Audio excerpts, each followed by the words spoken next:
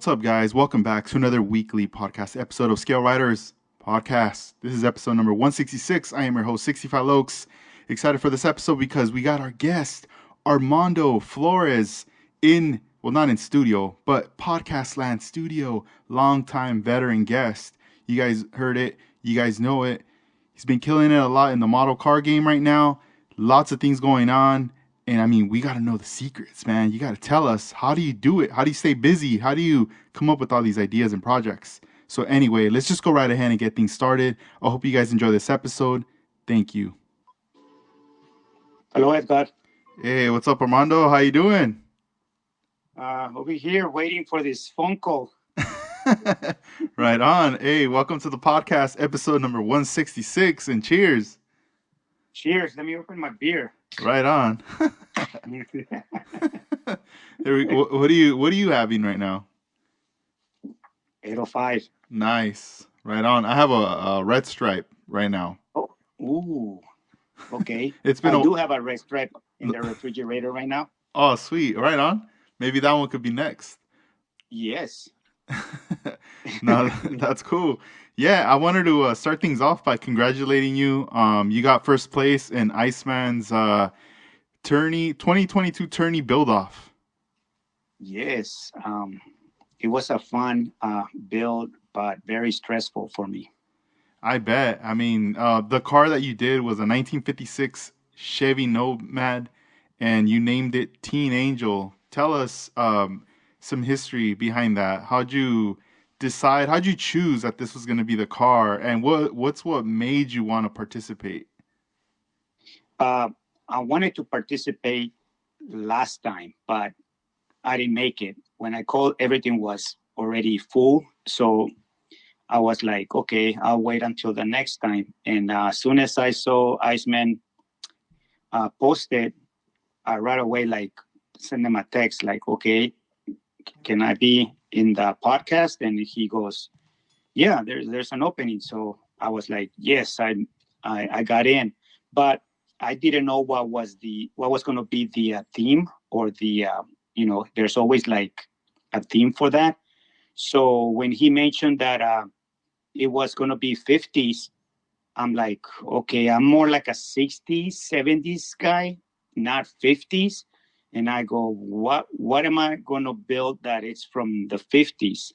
And I even went to the car model show in Ventura, and I was like, what should I get? And I found this 56 Nomad that I was like, I never built a Nomad before, but I will take my chance and see what I can do.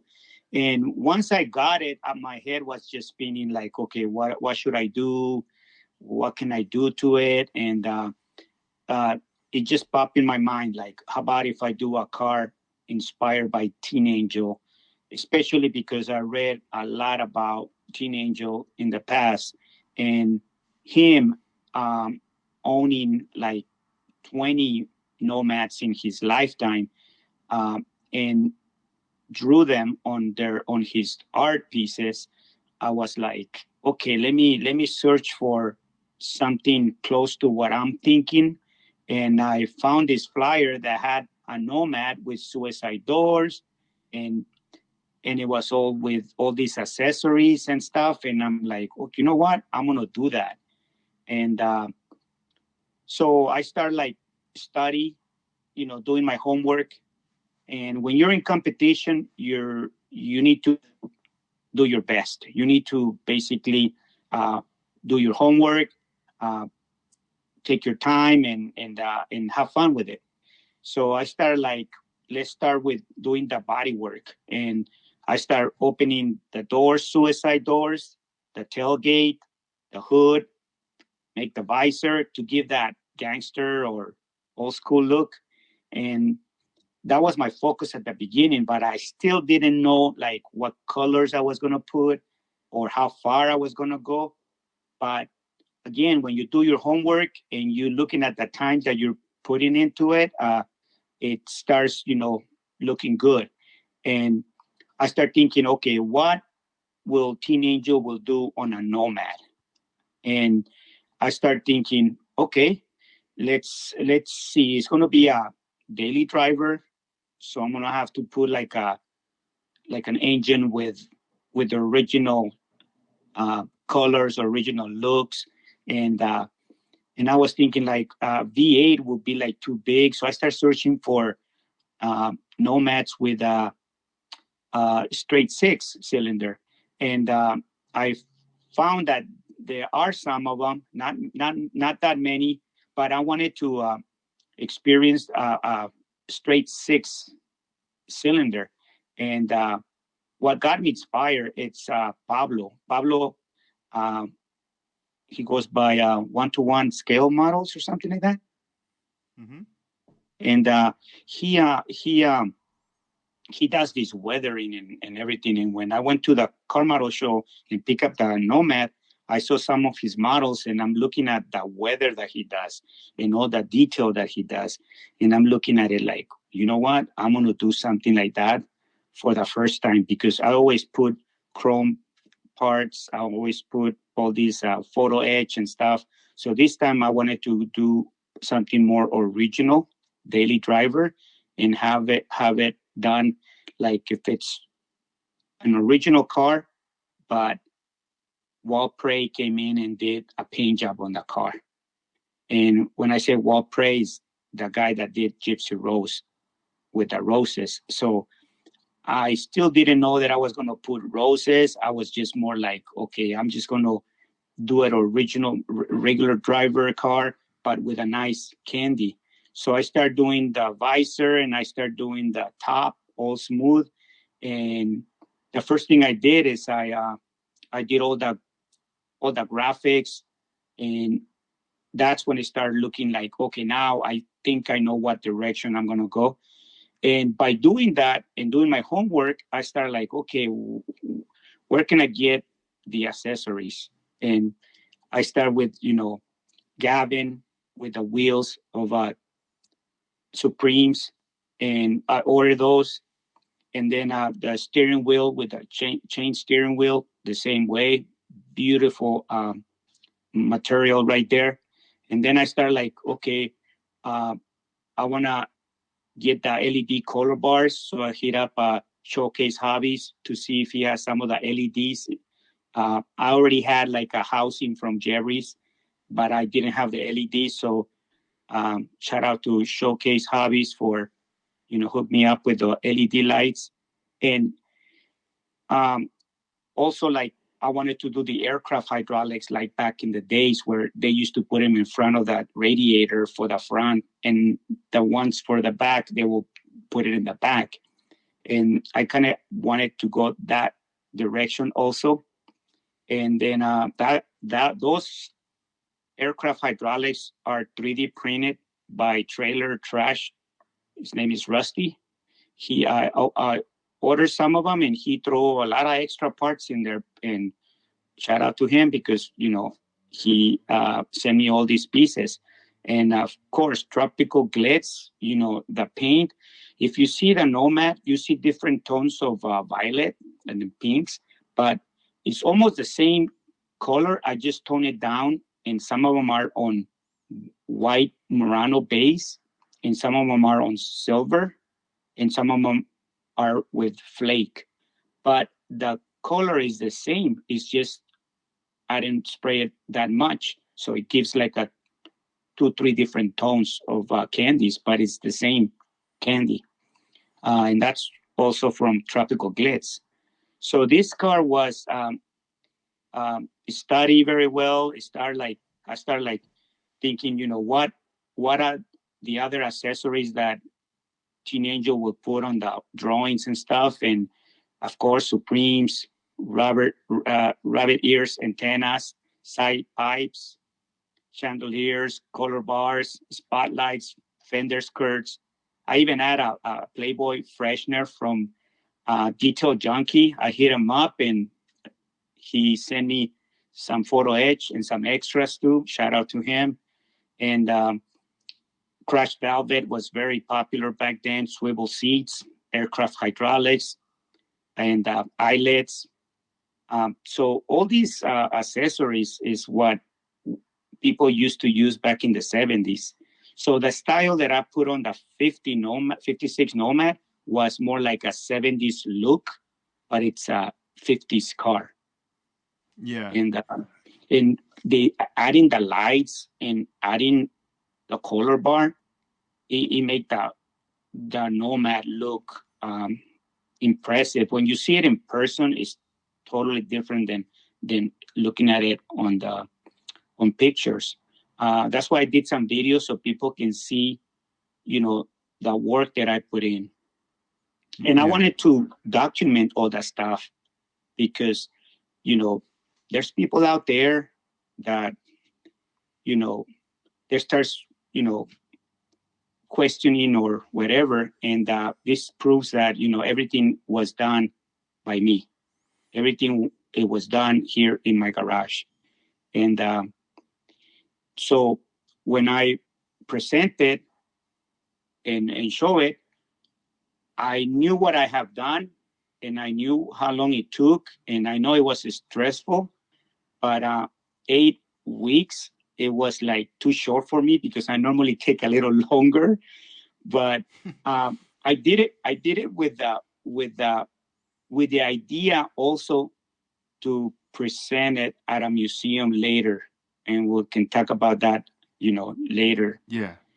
Damn. But that's the whole inspiration of that. And uh, when Gavin saw it in person, when Pablo saw it in person, I mean, these guys, they only saw it on pictures, but when they see it in person, it's totally different. Yeah, they were tripping out. Yeah, because I mean, I saw you at SoCal Open. I saw you the day in Ventura when you bought the model, Mm-hmm. when you found out, you're going to be participating. And then, by the time we were at SoCal Open, I mean, you guys couldn't bring any of these models or anything to even, to show them yet because the tournament hadn't even ended yet.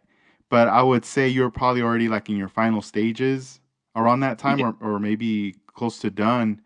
Uh, so I still haven't seen it in person, only in the photos and videos. But even when I see it in photos, there's a lot of things that stand out to me. Like when I see it, I know how you were mentioning about like Walt Prey, like the kind of like something that he would do, like his touch on a car Yes. like that. Like when you think of Gypsy Rose, and you know, for most of us that we're lucky that we live in California, we've been able to see that car presented at like museums. And I mean, other people saw it back then driving, but when I saw it was on display, like exhibition. And even Yeah. when you just get close to it and you start to see the artwork that's on that car, it's like that type of paint job is like on a whole another level, and it's very, very different from other cars that you see that are, people doing lowriders like their take of a lowrider. And when I see the paint job on this, it reminds me a lot of that. Like just something. I'm trying to find the words. Like if like just something different, like exotic, like something that you're like, what the heck? Like you won't really see this all the time. And when I look at the interior, also, it reminds me of like with the lights on the inside. it, Yes. it takes me back to like that time when we were in Japan at the Moonai show, and we were Uh-huh. looking at the lowrider cars from the guys out in Japan, like the cars from Cholos, like all those cars. But the Next week. particular one is that one that's like the Chevy, like the Chevy Bomb, um, and it has like the purple and yellow on it. I don't know if it's Yeah. part of the Pharaohs. I'm not sure, but that car, I remember staring inside the interior, and it just looked very elegant, very nice. That like you just want to stare at it. It's not even you won't even want to sit in it. I mean, it looks comfortable, but it just looks so nice. You just don't want to like mess it up, you know. And Yes. and when you look at the interior of the Nomad, it's the same. Like it looks really nice, like the swivel seats, just the back, everything. What was the name of that? It was crushed Crest velvet. velvet. Yeah, like the way Yeah. that looks, like all laid out. It's just something very, very nice, very elegant. The way Yeah. it Thank you. shows on there, and tell us about the accessories because I know there's an accessory in there. What is that? What the accessory of It, when it you in the which one? Nomad. I don't know if it's like in the back. I don't know if it's like a little radio or what it is. It's just Oh, it's a small TV, there you because go. Uh-huh. I wanted to put like this little pink TV portable because it has the rabbit ear antennas for like a TV. So that will be like what teenager will think is like what will make a lady comfortable in the back. And if you have crushed velvet, a TV, and you have your music, and you have your chandeliers, and this is like a really sexy area for to be together with a girl in the back. Yeah. And this is the vision of what I wanted to give on that nomad in the back. So when people see it, they will see that sexiness or the, a little bit of a growly or like not too macho nomad is more like very sexy. And that attracts, ladies and also people when they see something like that. Yeah, there's just so much like into it. I would almost it's a trip because I would think like, man, this would take months or a lot of like time of planning, right? But it seems like everything just came together, doing your homework and just doing it week by week. You know, how did you ever reach a point, maybe like let's say in the halfway point or somewhere where you were maybe a little stressed or you felt like, man, what did I sign up for? Like, I don't know if I'm gonna finish. Did you ever feel like that? Yes, because at the middle of the whole, after 4 weeks, I have this, Danny Hidalgo from Chicago. He's he also does like he did the film for Jerry's when he was at the Peterson and at the here in my garage. Yeah, the documentary video he did. Yeah, so he did one on my documentary here in the garage and in LA, and I had to get my car in running condition and make sure everything's running well. So a lot of stuff happened when I was trying to fix the car because I needed to replace the transmission and replace this and that, buy batteries, and it was a little stressful there because I lost almost 3 weeks there by Man, so that's like fixing. two projects right there. You got this one, Yes, and then on top of that, your real car. yes. So what I did is I did as much as I could before, and I was doing things between because when I was working on my car, I couldn't work on the car model. But once it got the nighttime where I can work on my real car, then I will be working on the Nomad. And again, you're doing your homework, you're doing all this preparation, and that kind of puts you ahead of the game when you do that. And but that got a little bit stressful there. But I knew that when I come back, I was going to go like, crash time, like we do one thing after another. But thanks to all these detail junkies, showcase hobbies, uh, uh, Gavin, Gavin, and Trailer Trash. I mean, those guys. As soon as I hit them up on stuff that I was gonna put on the wagon, um, they took care of me. They right away, what do you need? And they send it to me, and they're the ones that actually make it happen because um, it went pretty good. Where I needed something, somebody will help me on that. And when I say help me, it's on the pieces that I was looking for this car. And one of the ones that I was like, oh, I hope I can find it. It was the Playboy Bunny freshener that goes on the winch on the rear view mirror. And I knew I saw it on a photo edge, and Detail Junkie had it in one of his trees. So he sent me two of them so I can put them in on the rear view mirror because that Playboy it needed to be there. That was like something. It was a must. The visor, it was basically Showcase Hobby sent me another visor from another model kit, and I just modify it to fit the front windshield visor for this Nomad. because it's not like from a kid or anything like that.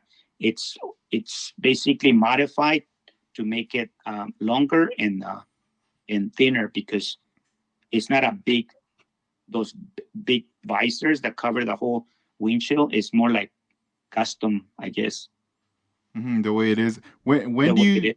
when do you decide like how much is too much like accessories? Because there's just so many accessories, but then once you start adding them, you kind of reach a limit where you go, all right, this is the look I want. This is like a classy look. I don't want to overdo it and keep putting like too many accessories. When Yeah, do you feel is like a point where you need to be like, all right, like this is it right here. I don't need any more accessories. yeah. I think it happens on real cars too. The car tells you when it needs something and when it doesn't, or when it's too much. As soon as you put it like in the car, you already know it's too much, or you needed it, or it's no, like, no, it's you're not going to put it. Hmm.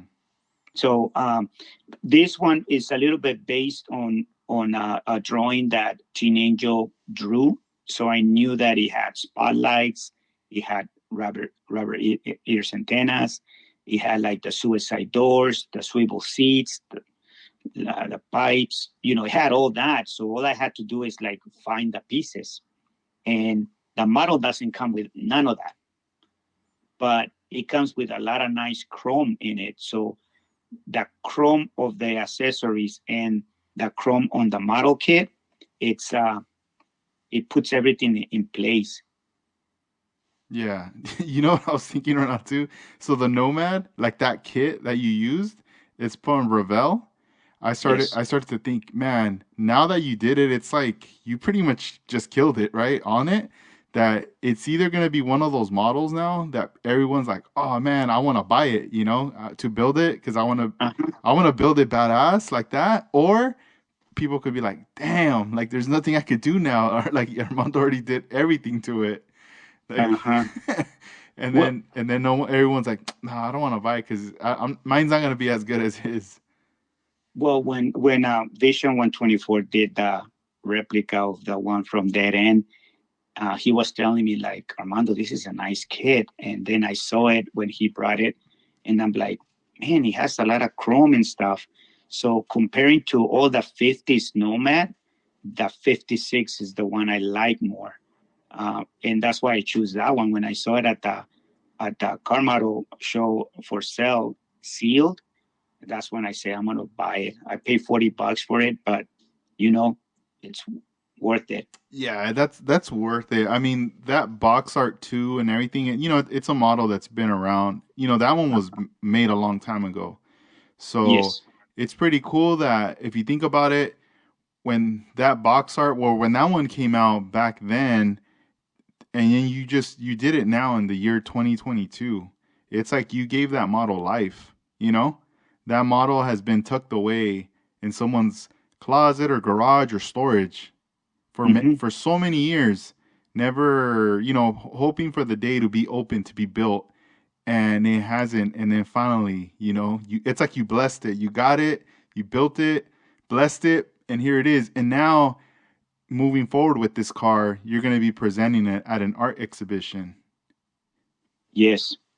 And this art exhibition that I wanted to, get into, and also for the listeners to inform them about it, this is going to be the Street Legacy, taking place June 25th through August 28th. And this will be in coordination with like a tribal, right? Yes, Tribal is the one that is putting this all together. There's, I believe, over 100 artists, but for there will be only my car models there in the center with a pedestal in a plexiglass cover on it. And this is going to be at the California Center of Arts Museum in Escondido, which is kind of like San Diego area, and it's going to be for 3 months. But it's going to be a little different than all the other museums, because they're going to have different activities or different things through the whole 3 months. Like every weekend will be something. It will be maybe music, maybe tacos, maybe artists, skateboards, or it's going to be different things. And but the best one I think is going to be at the grand opening, which is open for the public, and Yes. it's in June 25th is when when it's going to be like the grand opening. Going down. Like that's when all the photographers are going to be there, the artists are going to be there, and reporters and all that stuff. So that's when I'm going to present. And what I have in mind is I've been talking with David Devaka and also the lady in charge of that. And you have to go through filling up forms and getting the pedestal dimensions and all that stuff. So my intention is to put in one of them the Nomad inspired by Teen Angel with a letter and some picture of Teen Angel's Nomad. And it will be a nice story, really nice next to it on crushed velvet white. And on the other one is going to be the three gypsy roses. It's going to be called the three roses. But the three gypsy roses is because a lot of people don't know that there were three gypsy roses. And I'm making the very first one where it was in 1963 and it didn't have roses, but it had the name Gypsy Rose on the rear window. And that was built in 1969. It was born in 1969. And then the other Gypsy Rose is the 63 with roses, and that one was born in 1970. So that's a car that people seen pictures of it, and that one is coming. Like I'm looking at it right now, and I have all the square lights in the back. It has the Kragers, and it has the black interior, swivel seats, donut antenna, and all of these three cars in one time had an Imperials plaque. So searching for Imperials photo etch plaques, it was also a mission because they don't make that no more.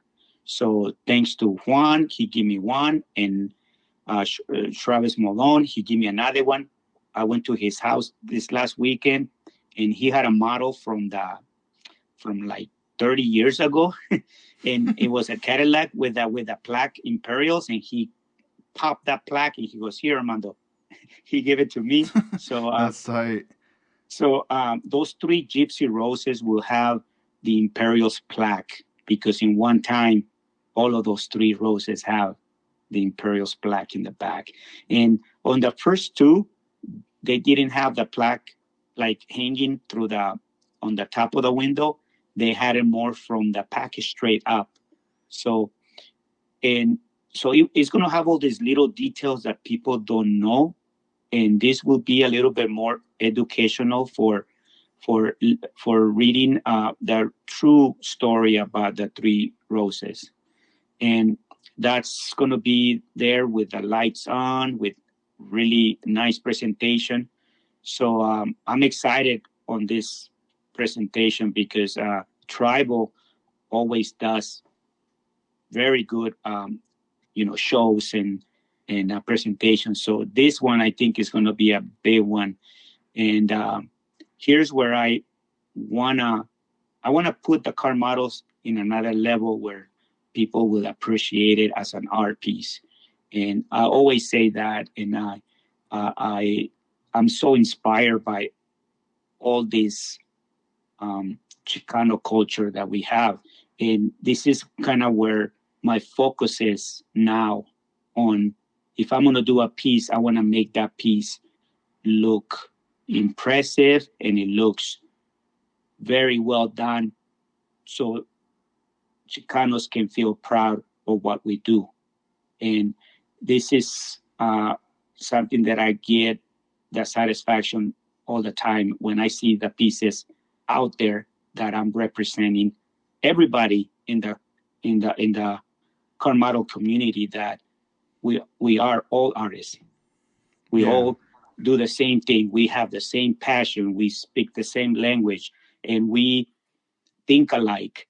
And most of the time when you do a podcast and you like, for example, David from Spain, as soon as I heard his story and I seen him on videos and I've seen him in Instagram, I give him a phone call and I kind of introduce myself and I gain another friend there. Or um, um, the one from Australia, um, you Casey. just did also on Casey, Yeah. and I give him a call and it's 3 o'clock in the morning over there, but he still answers the phone.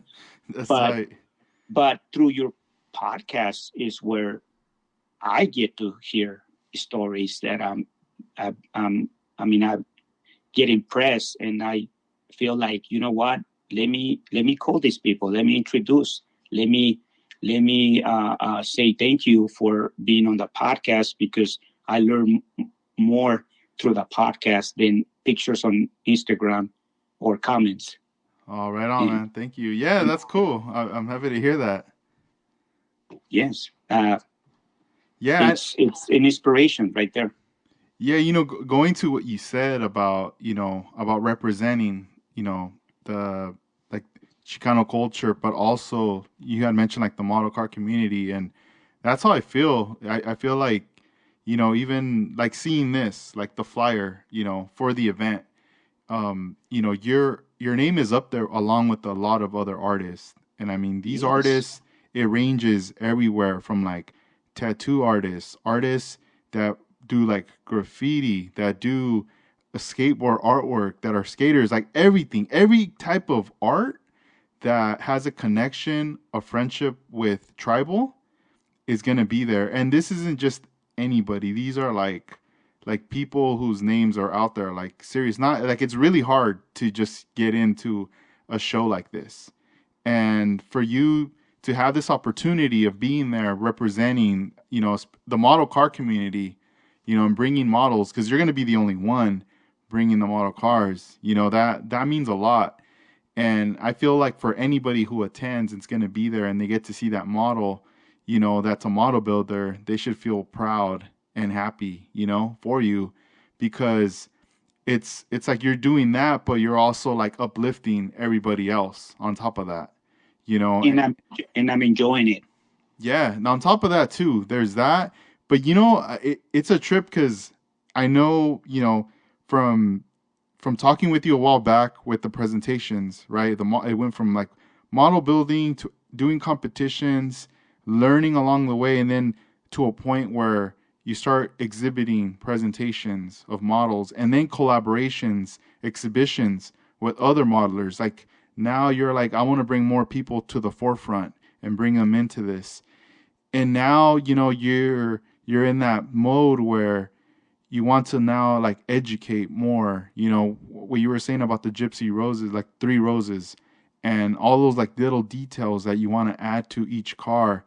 You're going based on the facts of what was going on back then, and that's great. We do need, people like you to be doing that, because like people want to learn, and people want to know these stories and know what was going on back then, because we weren't there at that time when all this was Yeah. going down. And it only takes a certain person to be able to tell you these kind of stories and to but present it as well. So it's going to be like super cool for someone to be able to see those things there. And it's another way of like having conversation as well, with other people that will be there at that show.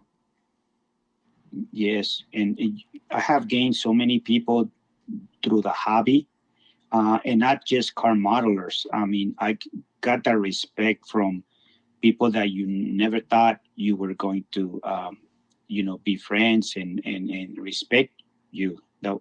Just through the car models. And this is when I say, I'm having fun, it's because, you know, when you're building, and everybody will understand what I'm trying to say. If you're a car modeler, when you're touching a piece of plastic and you're doing fabrication in your car models, it's the best time ever for you. It's the moment that it's yours, the moment that you feel so relaxed and so passionate about it that you cannot, no one can take that away from you. You're right there in your own zone, and it's like you're in heaven because you are creating something. And when you done or when you present something, that's your message. That's what you created with your own hands. And I know a lot of modelers, they feel so proud when they put that piece on the table. No, you're right. I agree. Lately, like before the podcast, like within these days, I started to have some time to work on the models, Yeah. and I have had time prior weeks to it, but it's just that energy, the levels of the energy to do it weren't really there, just because there's so much going on with family, and then trying to run a business and also work like a day job. So at the end of the day, it's like you get burned out. But then it was like when I was talking to David on the podcast on the last episode, you know, I understood it, like what he said, as far as like right now at this moment, like he wants to build so bad, but he can't, because he also feels like tired at some point at the end of the day, Mhm. because he also has a newborn baby. And something about that, it like inspired me to like go back and like refresh my mind to work again, to get back into the modeling thing. And I started, and it was one of those things where, I mean, I'm inspired all the time from seeing everybody building, but at the same time I was like, man, you know what, let me continue working on these cars, because I said that I was going to do it. And at the same time, David motivated me to do this. And I'm thinking, like, I wonder if maybe, hopefully this build I'm doing is motivating some other people, Mhm. which it kind of bounces back, and it connects, like we're all connected, like in the dots, where like we see you doing something and then people get inspired, and then we see someone else doing something and then we get inspired. Like it's kind of crazy how that is, but Yes. it gave me like that energy. And then as soon as I started to like sit down and then just pull things out and start working, you're right, it's like you're there, and you're having the like fun, and you kind of just disconnect from everything else, and your focus is on what's in front of you. Yes. And It and one of the things that I was starting to be a little hesitant was on the carbon fiber. Like, I was having fun with it in the beginning, but then it got a little frustrating at some point. So I Mhm. had to like take a break from it. And during this whole break, I kept thinking about it. That's the only thing that's holding me back. That's the only thing. But as soon as I jumped right back in, it went by so smooth, and I finished it quick, that I was like, damn, like that was the only thing that was holding me back, and already like finished it. It's done. What's next? Like everything else just gets easier from there. Like that was I felt like the hardest part, I guess. And Mhm. I felt like a relief, getting through that. But I learned, I learned some things like from it. And I remember, on Instagram, he goes by AE Rev. He does like the full body carbon fiber on the cars, like with the water slide Yes. decals. Yes. You know, I he follow. he gave me some insight. He told me, like what to do when you got these really like complicated curvy pieces with all kinds of like layers of stuff that you need to do. Yes. And he told me what to do, and he broke it down. He took his time to make these little videos, and he just messaged me and those helped out a lot. But he also told me, look, take your time, but there's gonna be a point where you're gonna get into this like mode where you're just busting out, and there's no stopping, and Mhm. that's how I felt. When I was doing it, it's almost like when you start running and you struggle in the beginning, but then once you get used to running and you got a momentum, like you can't stop, and you're kind of addicted to running, and you just keep going and going. And that's how I kind of felt at that point. But thanks to him, I got to finish, with the information that he gave me. I got to Yes. finish all that right there. And I mean, right now, like I feel like super happy. I'm like, all right, I'm building the cars. I'm getting a kick out of seeing all you guys do your thing, and then at the same time, you know, I'm working with or getting in like products and things that I like, and then just shipping that stuff out like that. Yeah. One thing is that don't put yourself the pressure that you need to do stuff. I mean, there's days that you cannot do anything. And once you learn how to control that, because, this is kind of like an addiction. You can be there, you can be almost like every day wanting to build models. But if you learn how to say no to some certain days, and then sometimes, like for example, when you express the carbon fiber, um, sometimes that that piece that needed carbon fiber, realistic, you might need 2 hours, but you want to do it in 10 minutes. It's not gonna it's not Yeah, gonna no. work. And then you think like, oh, let me stretch it to 30 minutes. No, you need those 2 hours to actually do it, but you don't have the time. So when you are so relaxed that you don't even think about the time and you just gonna do it until it's done, that's when it works. That's when it comes in and it's done. I have to learn that for all these years that I've been doing models, that I have to, when I don't have when I'm not in the mood, might as well don't touch it, because you're not gonna do it with fun. But when you are already done with all your chores that you're doing in the house or at work or whatever, and now you got the time, that's when you're gonna enjoy it more, because nothing is in front of it that you have to stop and then continue later. Yeah, I think for me now, when I look back, is I always I remember like times of building together, like those times that I would come over and we'd build with like Juan and like Ivan, you know, and Uh-huh. and I mean those were fun times, but it also was something that I felt like it helped you like get over the wall, like climb over the wall, because Uh-huh. I know with lowrider cars, I feel like everything's like custom. Everything's customization, right? There's body modifications. There's the stance. How low do you want the car? You Mm-hmm. know, how are we gonna make this fit? How are we gonna make this work? Oh, we got to do scratch building here. You want to create the like the rear, like the tub, like where you put all the hydraulics, all that stuff. Like everything's like scratch built. If you want to make a model to be different and stand out, and then the Yeah. the paint jobs as well, like backmasking, taping, patterns, all this stuff. Everything's pretty much hours and hours of custom. But it's always nice when you get together and you build together.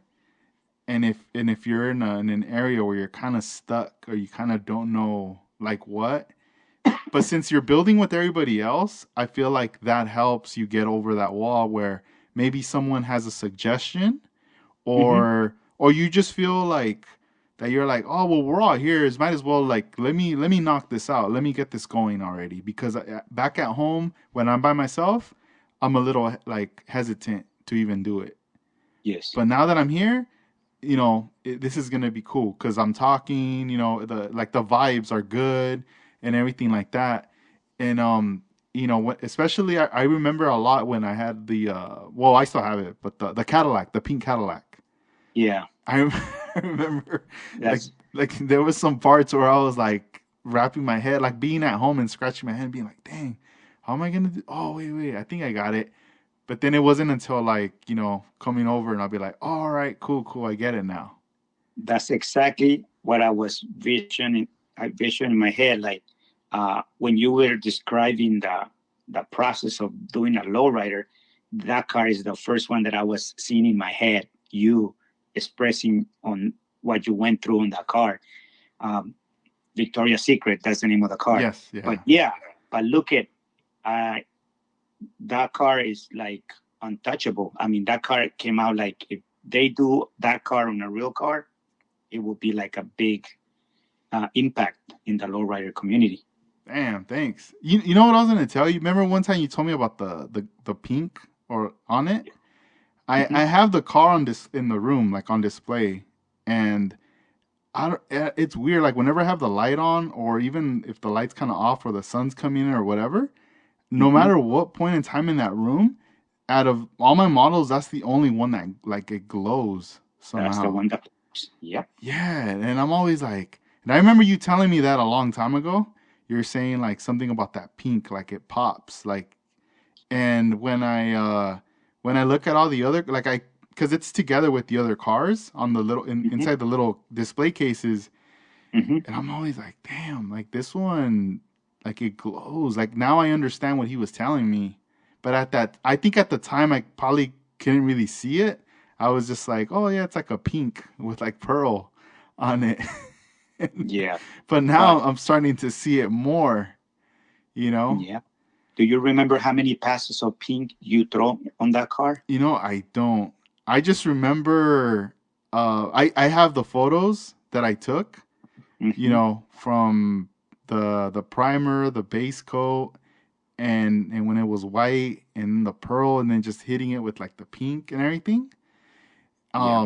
And I still remember like that process during that time, you know. Yes. And you, when I used to see you, like you know, every meeting or every time you would bring it, I see that the stress that you were going through to just get to that level because you want to get to that level.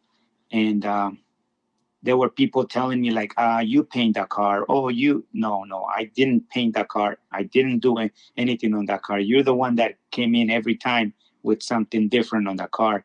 And all I can give you is guidance and get it done. But yeah, that car was very, very nice. Even on the presentation, it looked really nice. No, thanks. I really like that car. Like I know what you mean, about the stress because I remember, yeah, feeling like super stressed, but it was, looking back, I'm happy that I went through it Uh-huh. because it also it made me kind of feel like to relate to like the things I hear about you guys, what you guys did back in the day, you know, Uh-huh. getting ready for Yes. a competition. And even I still remember like David Anthony Garcia talking on the podcast saying like staying up late at night, like those like feeling a little stressed and then showing up, being there and like feeling really tired because Hmm. because you're getting everything ready. And I still remember for the presentation that you were doing, you know like staying like those last maybe like the last 2 nights, Hmm. that it needed to be done. And I was like, all right, cool, I just need to do this one last thing. And then something would happen, like some little piece would fall and I'm like, what's going on. And I remember during that time too, one of my friends had asked me to DJ an event that he was doing, and Yeah. I remember, I didn't want to let him down, so I was like, yeah, I'll do it too. But but then I regretted, like, oh, I shouldn't have told him that, because my Hmm. my mind, my head wasn't all there for that. I just kept thinking about the car, and I remember telling him, hey, I'm gonna show up. What time am I playing? All right, I'm gonna play, but hey, dude, I gotta go. When I'm done, I can't like hang out. I'm sorry. And he was like, no, it's cool. If you gotta go, you gotta go. But I felt so bad. But even when I was just playing, I wasn't really even like having fun, like playing. I just kept thinking about the car. you know, I Yeah. was just I was just like, all right, cool, 30 minutes set. Let me play this song, this song. All right, how many? Oh, damn, 15 more minutes left. Like, I just wanted to get home and work on it. And Yeah. yeah, it's crazy. Like when I start to think about all those things, but I feel like it was worth it. I learned a Yeah. lot during that period of time.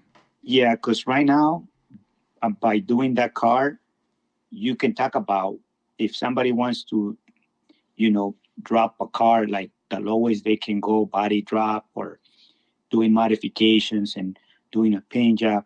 You touch that car and you know all the process already, so you can't say something that you haven't done. You already done it, so now you know what you're saying. Yeah, yeah, it's crazy, but But that was a fun one. But going back to like the building with people, I feel that it's very important to do something like that. To be able to, even if it's just one friend or two or whatever, like, it doesn't really matter how many people. It's more, if as long as, even if it's one person, it's cool to be able to get together, hang out, bring your stuff, and work together. And even if both people are working on individual projects, like Yeah, it's cool, but it's cool to see the process during that yeah, time. yeah. Juan Amezcua, he keeps coming over here, and he's almost here every weekend, and we always working. He might be working on a Hot Wheel, and I'd be working on a model, but it's just a matter of just hanging out, and sometimes he needs paint, sometimes I need something from him. So we always helping each other, and we also find the excuse to go and eat something, right? So Yeah, that's always the best part at the very end because time flies and you get hungry at some point yeah, and you yes, and you're like, man, I want to eat. Let me mention the address to the where the art exhibition is going to be taking place. So, Street Legacy. This is going to be taking place at 340 North Escondido Boulevard in Escondido, California. And it's going to be car show on the opening event date, June 25th. And yeah, I understand, man. Opening nights are always the best, like when they yeah, do, because it's like a celebration of that yeah, day. It's almost like it's someone's birthday, you know. It's a celebration of this event, this exhibition that's going down with everybody. And like you said, everybody will be there. You know, cameras, everything. Document. Especially now, everybody's like recording everything. And posting it up. yes. So you definitely, it's gonna be fun. And even after that night, I mean, the exhibition is gonna run all the way to August 28th. It's just I feel like it might be a little toned down because the main night's like the party night. But like you said, it's awesome that they're gonna keep keeping it entertainment still like on other days. That Another day. Yeah, Yeah, yeah, that's a cool thing right there. Um, Escondido, what would you say? Is that like a 2 hour drive or two and a half from here, from like LA area? well, with no traffic in 2 hours, you're already there. Nice. Yeah, Yes. I'm gonna have to plan a family trip. I would really love to take my girl and the baby there to see this. Hmm. You know, Yes. now she's almost, in August she'll be 2, but she's getting to this point where, she likes functions, she likes being around, she's always liked being around people. She's a very people person, Mhm. but I think it would be really cool her at her age to start exposing her to all the art and the scenes and the things that I'm into. Uh-huh. Because then later, she'll start to put the pieces together as she gets older and she'll be like, wow, I was there at that event, you Hmm. know? So, Those are the best moments. yeah, I think that would be pretty cool. And the next thing I wanted to ask you and bring up is how was it, having Joe Ray Lowrider magazine feature of your studio space, interview with you, and just you showcasing your models, your 101 scale 65 Impala, the City of Angels. Like, how was that experience? Because, dude, they do a lot of features with car owners and everything, but I thought this was a special one because it had to do with model cars. Yes. Joe Ray, he's the editor of Lowrider magazine, or now is Joe Ray, the Lowrider Car Garage, um, or Lowrider Garage. And we've been talking about, doing this interview for a long time. It's just that it hasn't it wasn't happening yet. But when Danny Hidalgo came in and do the filming, we do a part of the filming to interview Joe Ray in regards to lifestyle and stuff like that. So when that happened and Joe Ray and I talked, he was asking me like, so is your garage ready? And I go, yeah, it's ready. And that time I already had it like ready. So he says, why don't we do it? That that Wednesday before that Friday that it got launched into YouTube. And I go, yeah. And I took his word for it. And he came in and he did it with the regular iPhone, and then edited. And by Friday, it was already on YouTube. I mean, right now it has like 28K views. There's a lot of people texting me or calling me or sending me a message that they saw the video, that it was super cool and stuff. So um, I been getting a lot of response through that, and also through that Teen Angel um, build up, because it's I put it on my page, and I've been getting a lot of stuff through that also. But going back to the lowrider car garage, even Joe Ray was impressed when he saw that many cars. He never he When he came in the last time, I probably had like 50, but now he saw like 100. How I make 100, I don't know, but we count them, and it's about 100 model cars in here. And Yeah, everything changed, I don't know how I did it. I really don't count how many cars I make, but I don't stop. So um, he came in and he saw all my drawers with all the wheels and all that stuff that I have. He goes, "You have a hobby store right here in your garage." I go. That's what I want to have. I want to have everything I need here, because Mm. I hate to be in the middle of a project and then have to go to the hobby store to buy something to finish it. So when people come in, I have everything in here, so there's no need to go to a hobby store because it's right here. And that's my intention, to have everything in here. And it's nice because uh, you have different options like wheels or interior colors or paint colors. All my colors, I mix them in here. And you end up giving me a whole bunch of tropical glitz and house of color paints in here. Now I got way more colors in here. Yeah, that's cool. Man, yeah, I liked what I saw, I mean, your studio, I want to call it's a studio, dude. It's not, I know you have your car and people could say, "Oh, it's a garage." Nah, it's a studio. The way you have it set up with your lights, the AC, the display with the cases, like just Uh-huh. the layout, even the prints and everything you have on the walls, you know, all this, it's like memorabilia that's very rare and hard to find too. It's not just any regular poster. It's a piece that has a lot of meaning behind it, you know? And Yes. and it's also, like art pieces, things you brought from Japan, things Yes. from famous photographers and people around here in Southern California as well that you have up there. And I mean, it's everything from you're looking at the model cars, you could spend hours staring at them.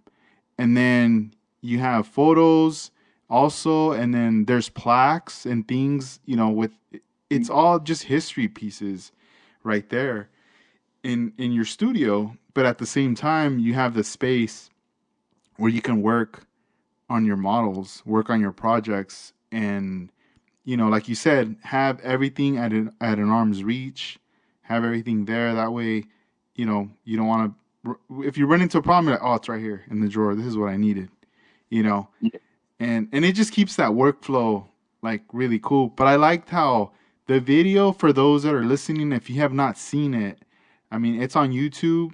You could just look up Lowrider magazine or Lowrider garage, but type in Armando Flores. It's like a 45-minute video, and I mean, it showcases his models.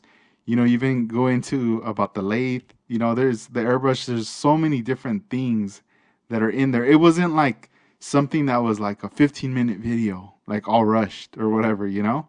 Like this was pretty cool that the way it was put together. Yeah. He and pretty much everything. Yeah, I mean and yeah, I mean, I feel like those that's the way it's supposed to be done. Like talking and expressing. Because you have a story to tell. And I know that channel. There's a lot of people following that channel, a lot of viewers. You're hitting another community right there. That it's good. And it's the same, like going back to like representing the model car community, representing everybody that knows you, that we're all, like connected with you, you know. But yeah, I mean, you've been active, you've been like keeping busy. I want to congratulate you on that. For always like staying relevant, always like not stopping at all.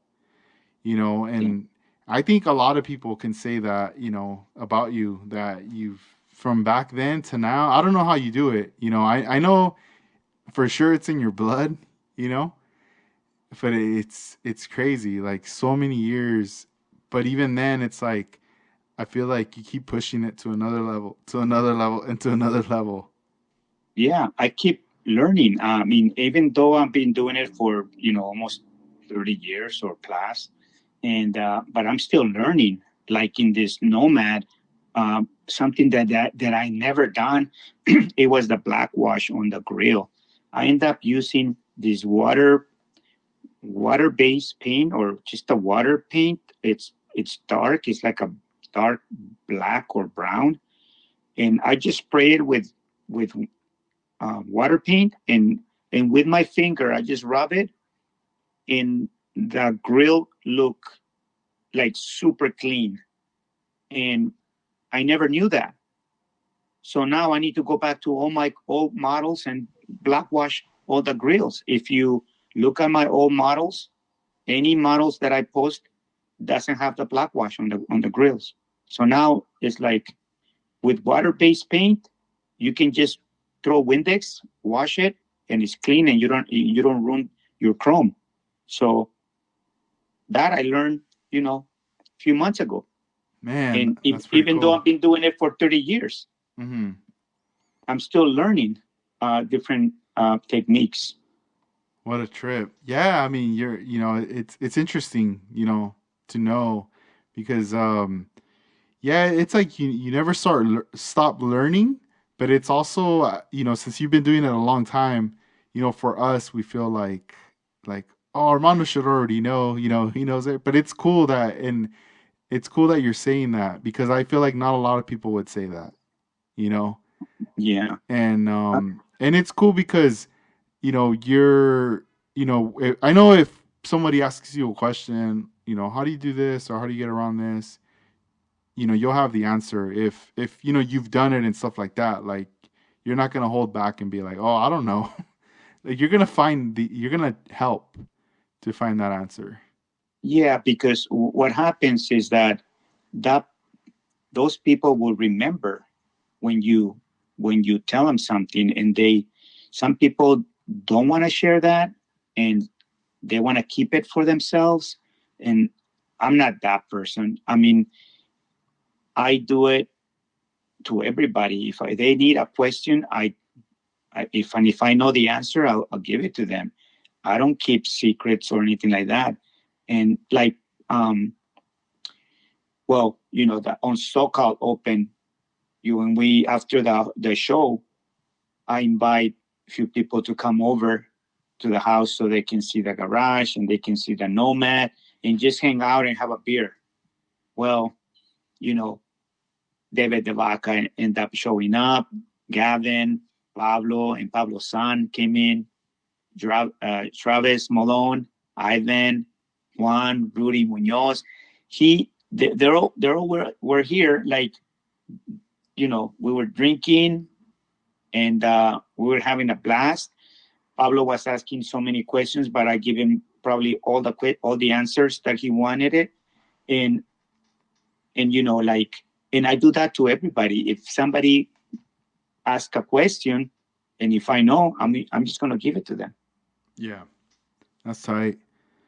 Yeah, I it's a crazy, like I still remember stepping in like meeting everybody in the very beginning, back in like 2017, you know, like living in Oxnard and not really knowing, growing up and seeing the magazines and not really knowing what's out there in the world with, in as far as like a model community, Yes. just seeing like what I'm seeing in the magazine, seeing, Local 64, your cars that you were building, and then seeing other people's, cars. And I didn't have every issue. I only had certain issues, you know, of the magazine. But then I didn't know what else was out there. And I didn't know what was gonna happen in the future, like what lies ahead. Uh-huh. And, at some point finding myself back into modeling and then later, you know, like connecting with like Rudy Munoz, which is like it's crazy like the way I connected with him, because I had already met him prior, nothing to do with modeling, Uh-huh. and and it's just like when we like connected, we were like, oh man, we have something in common, model building, you know, and then he was the one who was like I go to these shows or I know about these guys out in like Southern California, like LA area. And, once he introduced me to like expose me to like these shows and like the model car shows and then, going to like the Whittier Boulevard presentation you did, things like that was kind of crazy. Like I was like, "Oh man," And, like a year later or even within that year it was like, "Oh man, I'm meeting everybody. I'm knowing all these people now." And time passes, you grow these relationships and whatnot, and being new to it, you start to like you know kind of know like the cliques or who hangs out with who, maybe some politics involved, whatever, you don't know what the hell, what the heck's going on, things from the past, things now. But then I feel like now that we're in like the year 2022, so many things have changed, you know? And I just feel like now more than ever, people are like way more connected, way more than ever, you know? Yes. Um, I know there's model car communities on Facebook, on YouTube, and then we have ours on, most of us are on Instagram, you know? And, but I feel like everybody respects each other and everybody shows love to each other, like on the like we're all like on the same level, you know, of treating each other like cool, and also like rooting for each other. I feel like if with anything now, it's more like people are showing more love, giving props, and motivating each other to we want to see each other succeed. We want to see each other like get that model done and built, or we're looking forward to seeing the final project. And like there's some people that we never like we see at shows sometimes and we never get to talk, and we just see their posts, Hmm. and a year goes by and you're like, man, I still haven't connected with him, or I don't, and then another year could go by, or you might think, oh, maybe he don't like me or something, or maybe he thinks I don't like him, because we haven't talked yet. The opportunity, or I might be too shy to say anything, and then Yes. finally you talk and you hit it off and you go, what the hell? Like, why was I wasting all this time? Like, this person's like freaking cool. He's awesome, Yeah. Hmm. and then you made another friend. And then you start to think like, man, there's like we're a community where we're all spread out, but like if we all lived like in the same town, it would be a lot of us, you know? Oh, yeah. But since we're all spread out, it almost kind of sometimes feels like there's not a lot of us, and I'm talking about like sometimes there's friends that will tell me I'm the only modeler in my area that I know, Hmm. or I have a friend and he lives like an hour away or something, and it's like that's hard, I go, dang, that's like tough. But I feel like those model shows are the meeting ground. That's where we get all together, and we hang out. Um, now it's a little different for me because I'm vending, Hmm.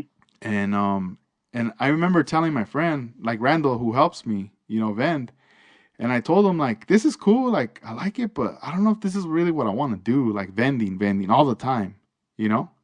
Uh-huh. Like it's cool, but because yeah, you sell stuff and you do sales and everything, and you bring awareness to the brand, but I feel like something has to change in the future where maybe I get more help and now I could step away from that in the show and be like going back to the origins of like recording video, Uh-huh. Yes. photos, there's people that I even there at the show I want to ask some questions and record them. There's all these things and it gets hard, trying to be like, oh, I want to do it all by myself or on my Hmm. own. Like you just can't, and but it's like I really like those connections, it's cool to see everybody interacting, like how you brought up Pablo in the beginning of the show, saying how he inspired you with his weathering and everything, and I mean having that episode with him, like that podcast we did together, you know, we would see each other at shows and we would say what's up, but we Hmm. really never had that chance to really like talk, you know. But Right. that episode, it was very like it was crazy. Like we had a lot of things in common and we connected. And I almost like at the end, I felt like I knew him. Like if I had already known him, you know. Yes. And And no, yeah, go ahead. like us, as a car model builders, a lot of us are shy, because we are in our own world, right? So we sometimes we don't wanna, we're not very social. And Pablo mentioned that, like, he wants to take pictures with other modelers and be more social in the future. And I understood exactly what he was saying because I mean, I gained so many friends through the model community, but the yeah, I was very shy, and now I always try to approach people. That's why I call them after your podcast to congratulate them, and and also introduce, so that welcome to that community that we love so much. And but yeah, you can have. There's always 1,000 pluses, but there's one or two that it's a hater that will talk, that will say something, or that will like, oh, really? And those are the ones that you want to just put aside and continue doing what you love to do. Because if you focus on that, then it kills your hobby. Then you're not doing it, you know, with happiness or enjoying it. But those other people that are positive and they're basically good friends, good relationships, those are the ones that are keeping you going. Yeah, no, I agree. What's funny is like the mention of the hater. I could relate that with like answering phone calls. Because it's a trip where I answer calls like every day and well during the week, and there's always like a call where it's either a customer I've already talked to, so I already like know them and everything's cool, or someone Hmm. who's new who needs help who doesn't know like what's going on, and it's cool because I can guide them, help them, and we get through it, and everything goes smooth. But then once in a while you'll get a call where things like the person could just come off super rude and complicate everything. It's like it's almost like they're just calling just to see what they could get out of you to get you like mad or whatever, to Uh-huh. like ruin the day. And it's one of those things where in the past it would they would win, it would happen, they would ruin my day, and now it's like right away I detect it and I'm like, I listen and I just listen. But at the end I go, nah, like, like there ain't nothing that's gonna happen right here. It's not gonna go beyond this or it's not gonna get to me anymore. I've already experienced it. It's done, whatever. And you move forward. And, the call's done and that's it. And then the next person calls and it's like everything's cool again. Mm-hmm. And then the day goes smooth. And I would tell myself, man, imagine if I would just kind of keep that bad experience with me throughout the day. And Uh-huh. I would just, it would like, I take it out on everybody else or whatever, it's not good. So from that, I could relate it, how you were saying, and it's always going to happen no matter what, in any industry. I remember one of my friends was saying, like, we were talking about like carpenters who do like tables or whatever.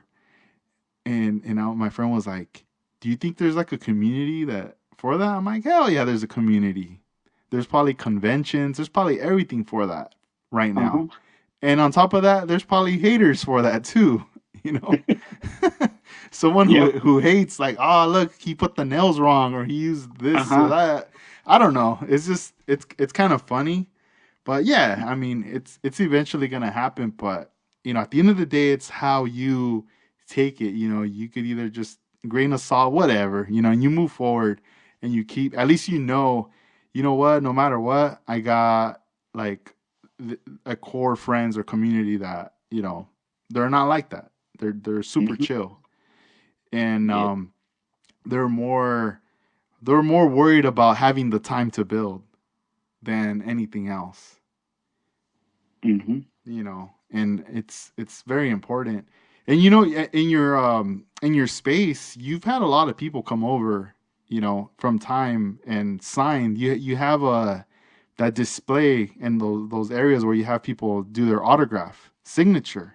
Yeah. And I mean, one of them that I thought was a special one that you had posted was Manny Tropical Glitz. He came all the Yep. way from Florida. Dude, how cool Yes. how cool is that he came out and then he was there. That is super cool. And I have videos of what all the stuff that we did here. But he's gonna put a video on YouTube um, that he record, and it's really nice because Mr. Glitz was in in the house. It was over here, and Yeah. that's a character that he does, Mhm.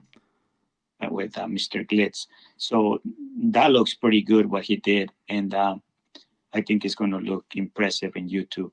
But yeah, on top of that, there's over probably what 50, 60 artists that have come to my garage and signed in here. Gary So Seeds, another Gary, another uh-huh, artist. you name it. There's a lot of room for more. So Yeah. uh, Just yeah, as I started doing that kind of like too late when already like next movie from Japan was here, and I wasn't doing it, and I should have done it. mhm. But there's other people that came in before that, but they didn't sign it because um, I wasn't doing that. But Yeah. now that I'm doing it, it's like I can tell that they want to sign Yeah. uh, that case, and it's becoming a very very special case in there. That's cool. You have an opportunity in the future to invite him and be like, "Hey, now you have more of a reason to be here so you can sign it." Yes. And then tell him to tell Triste Loca to come through and sign it. Well, put a placazo right there, and Yeah, that would be pretty tight. Yeah, I mean it's pretty cool that you're doing that, getting all the signatures. As long as they don't use like a really thick, fat like marker to take up all the space, you know. right, right. But Yeah. it looks nice. It looks presentable. And then on the cabinets, I end up buying two more of those cabinets with drawers, and I end up putting them on the middle. So now the whole wall is full of those thin cabinets. So now I can store more wheels, more tooling, and more skill rider parts. Yeah. Dang, Gavin's gonna start shipping boxes over there. Here, just keep storage space right here. Well, I have half of his store in here because it's I've been buying it since day one, and he knows that. Yeah. Yeah. But How there's how a lot of projects. Yeah, when you reflect back to, when like 90s, right? Like everyone's Hmm. looking at magazines, they're looking at the wheels, you're making your wheels. Some people are using like little O-rings on the for the tire for their wheels and all that.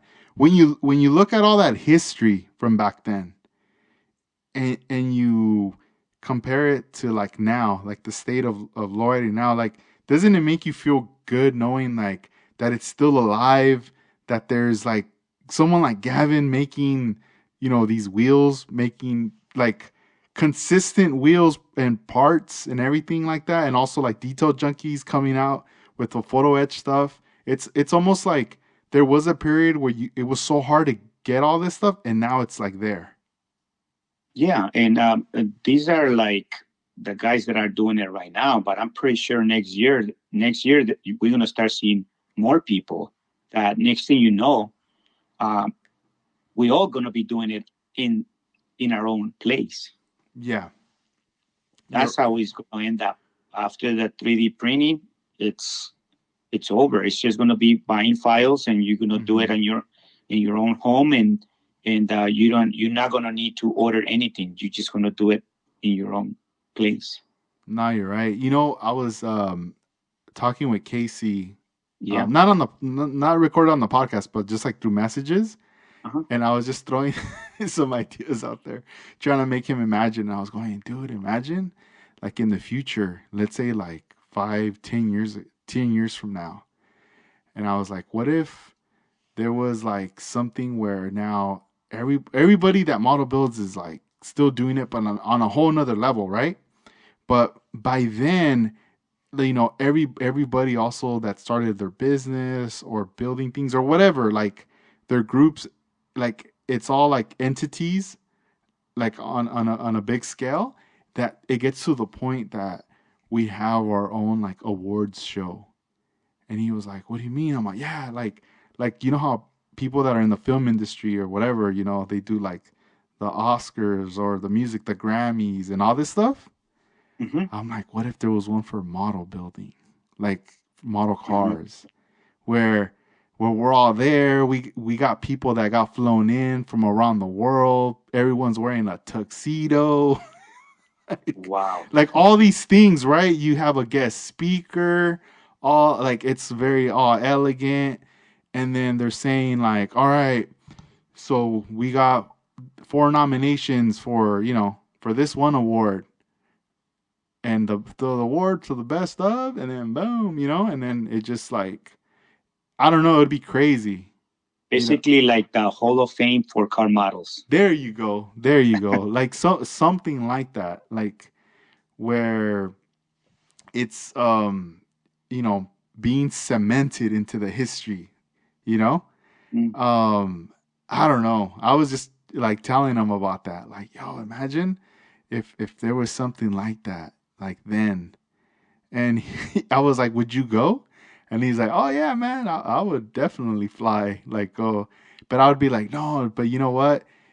I would want it to be like on a big scale where like there's just the industry is so big that everyone who's there gets flown in there, you know?" Hmm. One year it's in the US, another year it's like in Europe, another year in like Asia, or Australia, New Zealand, like different parts of the world. It would be kind of crazy, but I don't know. I guess I was like daydreaming, and I was just sharing it to him, like, imagine that. And he was like, "Man, that'd be kind of crazy to see that."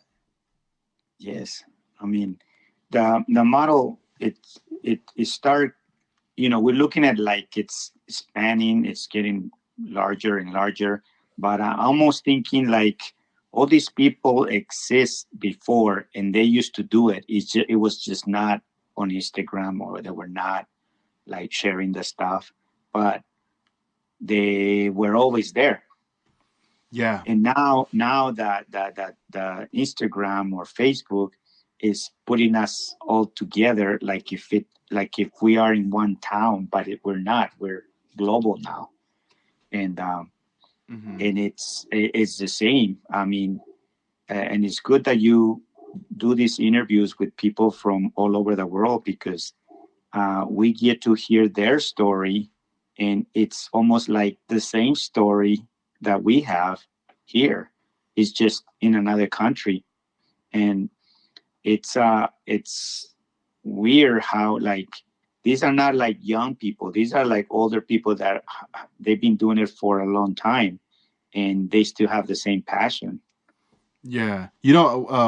On the last episode with David, Uh huh. when we were getting, talking and getting figuring out the times, that we were going to do it, I remember during that time, I was thinking like, I asked him, I'm like, hey, like, I know you're in Spain, but do you speak a lot of English in Spain, or is it just primarily Uh-huh. Spanish, And he's like, oh, it's mostly Spanish. Yeah. But, I went to school and everything, but I do know English. And I'm like, all right, cool. And I don't know, I like, for me, I was just like, all right, cool. It's said, let's do it. And we did it. But then after I kept thinking, and I was like, oh man, I wonder if that was like the longest conversation he's had in English, Probably. you know? And Uh-huh. I remember at some point during the interview, I kind of wanted to like naturally just start talking to him in Spanish. But Uh-huh. then I don't know. I just didn't want to like confuse anything. Like going back and forth, Spanish and English. But it was kind of cool and I was even thinking, man, should we do another episode? It's all just Spanish. But but I was like, nah, it's cool. Kudos to him, props to him for doing that because I was just like, I want because he's from his car club Eternals. Mhm. And I was thinking like I'm pretty sure they all just speak Spanish, like kicking it because Yeah. that's their first, like that's their native language. So but I just wasn't sure. And but I think he did great though, you know, Oh, and he did a great job. I mean, you not only sometimes you don't even pay attention to the accent but you get into. I got so into. I listened to it twice, but I got so into it like if I was there already. Like when he was describing the extra room that he has, all the equipment, how he travels the stuff, I was already visualizing everything over there, like how he was doing it. So we as listeners, we get really deep into the story, into the conversation that you feel like you're there. If you don't feel like you're there in the conversation, then that's not a good story. But we get there, and that's when it makes me give him a phone call and introduce. And I introduced myself in Spanish, and I spoke to him for almost 2 hours. oh, that's dope. You know, Yeah. there's like I feel like you and him relate a lot, especially with the dioramas and stuff like that, because I know you go all out with them and he does too. And Yes. you talking how important it is about doing your homework and your research. Mhm. That's how I feel like, he's very that's very important to him and passionate about that because when they did like for example, the Burger King, Mhm. you know, I mean, we see the Burger Kings all the time around town, you know, Yes. and it's just like, oh, it's a building or whatever, we're just like we go there to eat or whatever. And I mean, I've never been to Spain, but I don't know. I don't know if there's a Burger King out there. There's probably not. I don't really know. But I just was tripping out how much detail is in that Burger King diorama for, Mhm. for the cars that I would assume, or maybe if anybody saw that, you would not think that somebody in Spain made that. They would think that, oh, well, it must be someone that lives out here in the Mhm. States that made that Burger King, you know? And I just, I like that it's not a lot of members, but them as a unit, how they come together and they Yes. make all these things come to light. And I mean, like all of us, we all have like our own lives and things that we have to do. But then when we get that one day or those hours of an opportunity to get together and work on something, and then Hmm. them bringing that to light is really cool. Yes, it's kind of like when I did the Paradise um, um, in Japan, Paradise Road. How in there, and they say, "Who is this guy from, you know, California, building this replica of Paradise Road from Japan and bringing it all the way to Japan so we can see it?"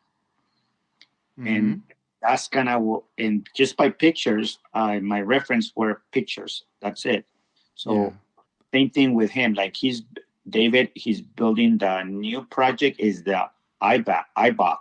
It's an import where the people there's a company that makes the springs, and those are into the imports, and they always do a car show there. So he's planning to do the whole building and put all the imports in there. Yeah, he had when he had mentioned to me about that, I told him I looked it up, right, Hmm. on my maps. I was like, "Where's this place at?"